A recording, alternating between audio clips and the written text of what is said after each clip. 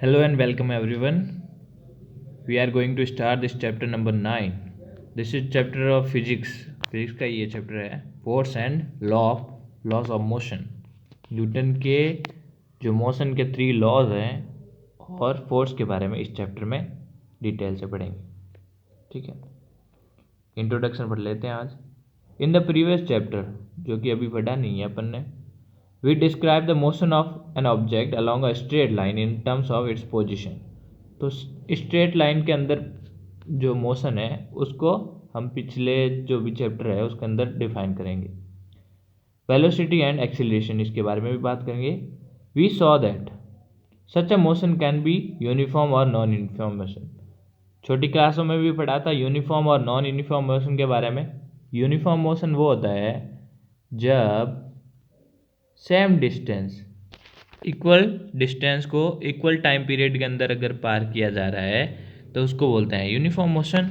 और अगर equal time period को इक्वल डिस्टेंस को डिफरेंट टाइम पीरियड में पार कर रहे हैं तो वो नॉन यूनिफॉर्म मोशन होगा.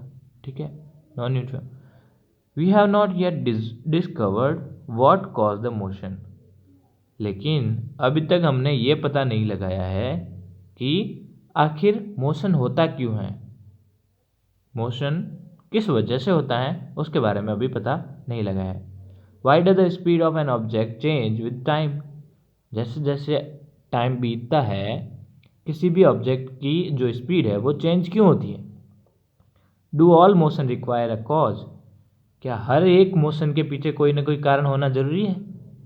If so what is the nature of this cause.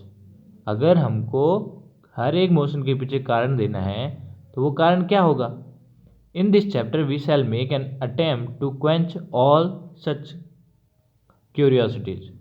तो इस चैप्टर में हम इन सभी बातों का आंसर देने की कोशिश करेंगे कि हर एक मोशन किस वजह से होता है, उसके पीछे क्या कारण है. कारण बताना है तो क्या होगा वो, है ना. For example, for many centuries the problems of motion and its causes had puzzled scientist and philosophers. तो कई हजारों सालों तक जो ये मोशन का कॉन्सेप्ट है वो साइंटिस्ट और फिलोसोफर के लिए एक पजल सा बना हुआ था. Ball on the ground when given a small hit does not move for ever.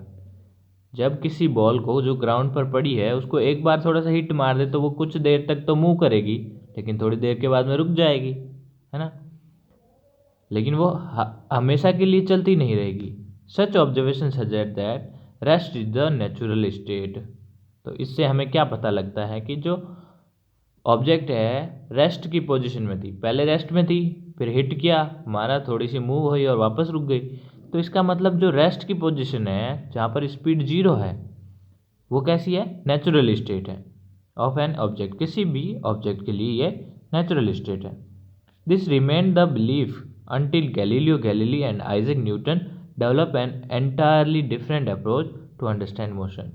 और ये माना जाना कि ये नेचुरल स्टेट है, ये कब तक माना गया जब गैलीलियो गैलीली और आइजैक न्यूटन ने अपने जो समझे गए मोशन के लॉ थे उनको नहीं बताया. ठीक है, तब तक ऐसा ही मानते थे लोग. देखो ये यहाँ पे इस ट्रॉली को पुश कर रहा है. The trolley moves along the direction we push it. जिस दिशा में अपन उसको धक्का मारेंगे उसी दिशा में ट्रॉली चलेगी. और ड्रॉअर क्या है, जिस दिशा में अपन इसको खींचेंगे उस तरफ ये बाहर निकल जाएगी. बॉल को जिस तरफ से धक्का मारेंगे उस तरफ बॉल जाएगी. The hockey stick hits the ball forward. किसी बॉल को हॉकी स्टिक क्या करेगी, आगे की तरफ मूव कराने में हेल्प करेगी. ठीक है, तो ये जो ये सभी थे, ये क्या थे, पुशिंग, पुलिंग और हिटिंग, डिफरेंट टाइप के थे मोशन. ये सभी मोशन स्टेट ऑफ मोशन को क्या करते हैं, चेंज करते हैं. In our everyday life we observe that some effort is required to put a stationary object into motion और to stop a moving object. तो हमारी आम जिंदगी के अंदर जो भी ऑब्जेक्ट हैं जो स्थायी हैं, तो स्थायी ऑब्जेक्ट जो एक ही जगह पर पड़े हुए हैं उनको मूव करवाने के लिए, मोशन में लाने के लिए कुछ ना कुछ देना पड़ता है, एफर्ट लगाना पड़ता है, प्रयास करना पड़ता है. We ordinarily experience this as a muscular effort and say that we must push or hit or pull on an object to change its state of motion.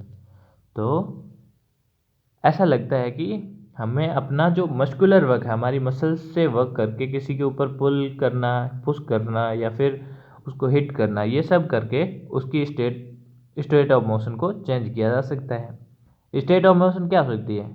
एक ही जगह पर स्थायी है तो वो स्टेट ऑफ मोशन है।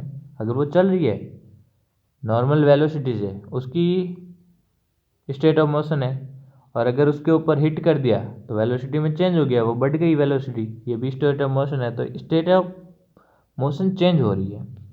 The concept of force is based on this push, hit और पुल। तो ये जो फोर्स का कॉन्सेप्ट है ये इसी पे बेस्ड है। किस पर? या तो हम पुश कर रहे हैं या पुल कर रहे हैं या फिर हिट कर रहे हैं। Let us now ponder about a force. What is it? Force होता क्या है? In fact no one has seen, किसी ने भी देखा नहीं है फोर्स को, ना ही किसी ने टेस्ट किया है, ना ही किसी ने फील किया है। हाउएवर वी ऑलवेज सी और feel the effect of force, लेकिन हम फोर्स के इफेक्ट को फील कर सकते हैं। It can only be explain by describing what happens when a force is applied to an object. और इसको तभी एक्सप्लेन किया जा सकता है ऐसा बता के कि जब फोर्स अप्लाई हुआ तो क्या घटना घटी, क्या हुआ जब फोर्स को अप्लाई किया गया। Pushing, hitting and pulling of object are all ways of bringing object in motion. तो जो पुश करना है, हिट करना है, पुल करना है, तो ये सभी कुछ ऐसे तरीके हैं जिनसे हम किसी ऑब्जेक्ट को मोशन में ला सकते हैं। ठीक है। They move because we make a force act on them. वे इसलिए मूव कर पाते हैं क्योंकि हम उनके ऊपर कुछ न कुछ फोर्स को लगाते हैं। From your studies in earlier classes you are also familiar with the fact that a force can be used to change the magnitude of velocity of an object, that is to make the object move faster or slower or to change its direction of motion। तो पहले की classes में भी ये बताया गया था। तो फोर्स क्या कर सकता है? किसी वेलोसिटी के मैग्नीट्यूड को चेंज कर सकता है। वेलोसिटी अगर v वेलोसिटी से कोई जा रही है, उसके पीछे से हिट करेंगे तो वेलोसिटी बढ़ जाएगी, और अगर सामने से धक्का मारेंगे तो वो रुक जाएगी, और साथ ही साथ उसकी डायरेक्शन भी चेंज कर सकते हैं। We also know that force can change the shape and size of object. और फोर्स ये भी पता है कि किसी भी ऑब्जेक्ट का शेप और साइज भी चेंज कर सकता है। जब इसको प्रेस करेंगे तो बलून जो सर्कुलर स्फेयर जैसा था वो ओवल के शेप का हो गया। ठीक है, एग के शेप का हो गया। Spring expand on application of force. जब फोर्स अप्लाई करेंगे तो स्पिन क्या होगी? स्प्रिंग जो थी वो एक्सपेंड हो जाएगी, फैल जाएगी।